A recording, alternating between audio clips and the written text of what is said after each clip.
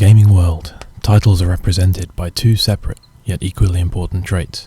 The gameplay, which can range from amazing to jank, and the box art, a stylized preview of the game yet to be played, but looks can be deceiving. These are the box art deceptions. Damnation! No, I'm not starting off this video condemning anyone. The game, Damnation, was kept on my shelf, waiting to be played and with the expectation of an awesome third-person adventure. The cover was what caught my eye. Steampunk cowboys, alternate American history, climbing mechanics and the promise of an interesting, dark storyline. What I got was a confusing info dump, really weird combat, and janky climbing mechanics.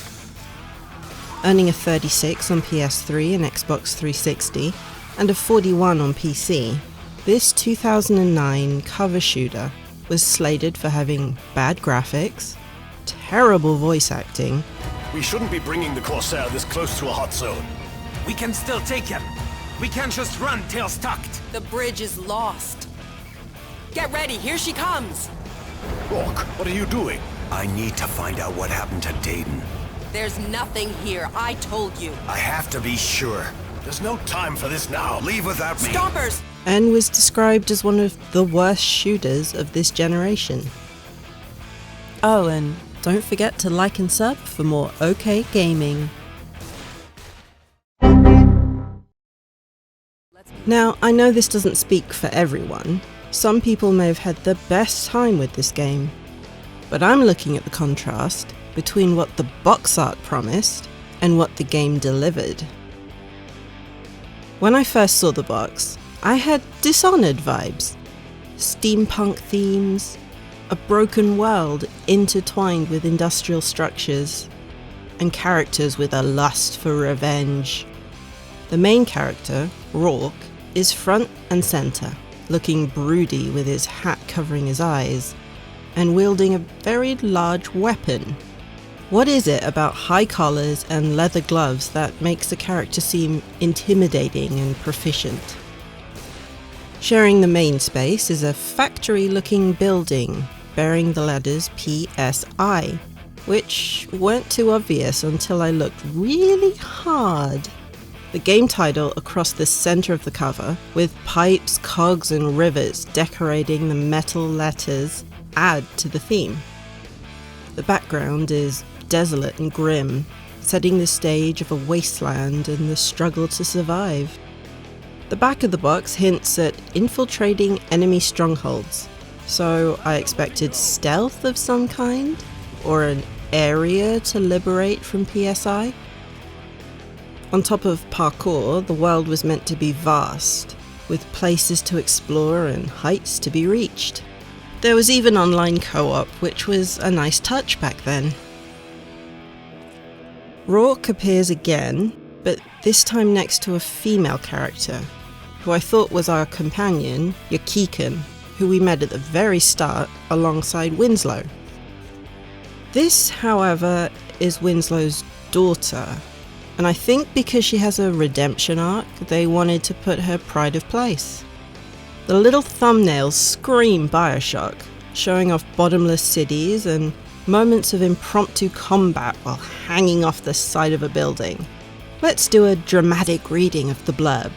Powered by steam, fueled by vengeance. What a great tagline. It brings the industrial theme to the forefront while leaving it dramatic and mysterious enough for people to want to know the story. In an America where history has taken a dark turn, the massive, clanking machinery of war that propelled the nation into prosperity now tears it apart. A military contractor has mounted a hostile takeover, and now only a small, battle-hardened group of rebels can save the last few cities from its iron grip. I got the smallest hint of the different things offered on the cover. Like, the game knew what it wanted to do, but it was too shy to actually do it. At first I thought the graphics weren't too bad. It is a 14-year-old game after all. But the combat and climbing were quite painful. We have to enter combat mode, which just means draw our weapon. And the hitboxes are either really tiny or the enemies are made of Kevlar. If one of our friends gets downed, we have to revive them, except we're given no indication where they are apart from some directional moaning. I'm not doing too well. Later we get a special see-through walls type vision, but in the beginning I was just running around chasing noise. Aiming is old school too. We have to press R3 to zoom. I was really glad when games started making the shoulder buttons in charge of this mechanic. There are no highlights in the world to show us where to climb, and the controls feel super heavy and unresponsive sometimes.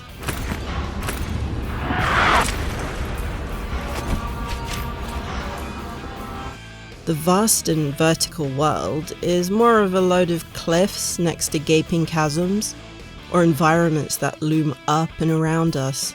Placed in a larger world we can only reach through an arrow on the map or cutscenes.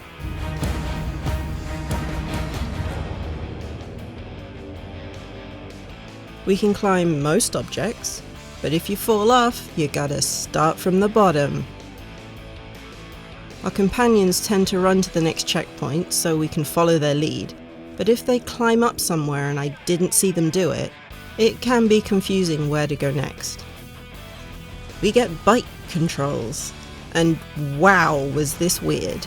Turning was either super sensitive or achingly heavy. We could ride up walls, which was quite cool, but it did mess with my brain a little. We aren't given much time to make turns or boost either, with gaps feeling like they came out of nowhere.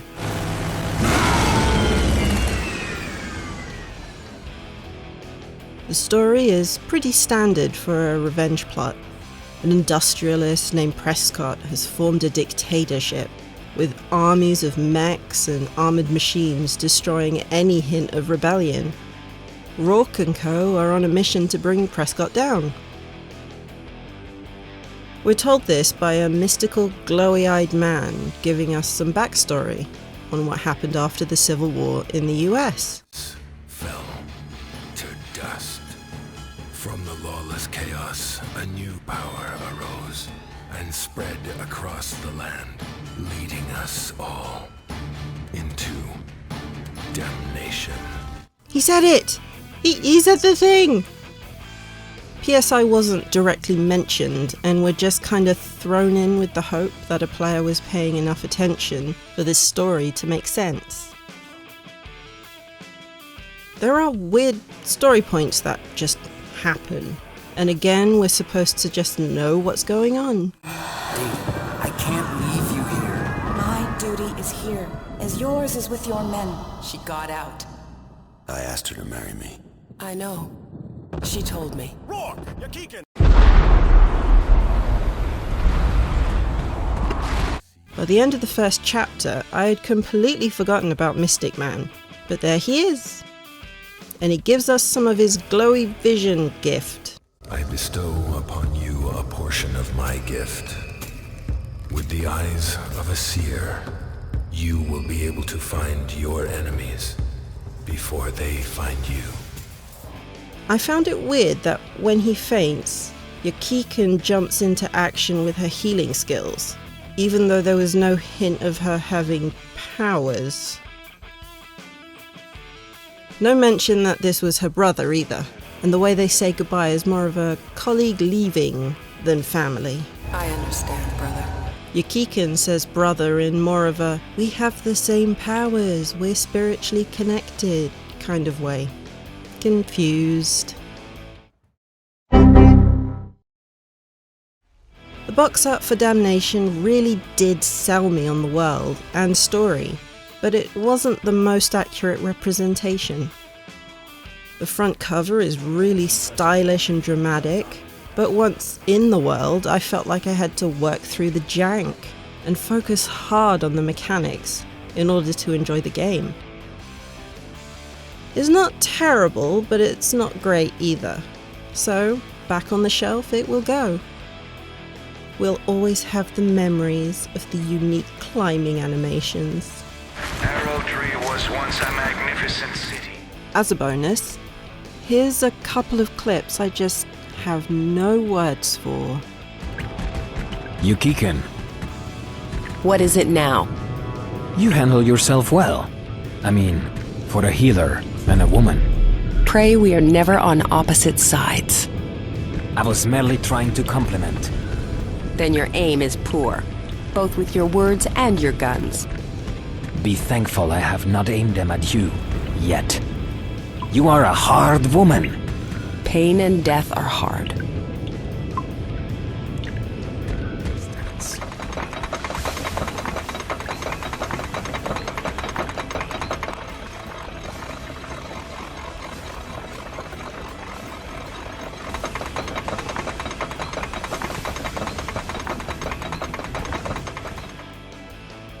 This was fun.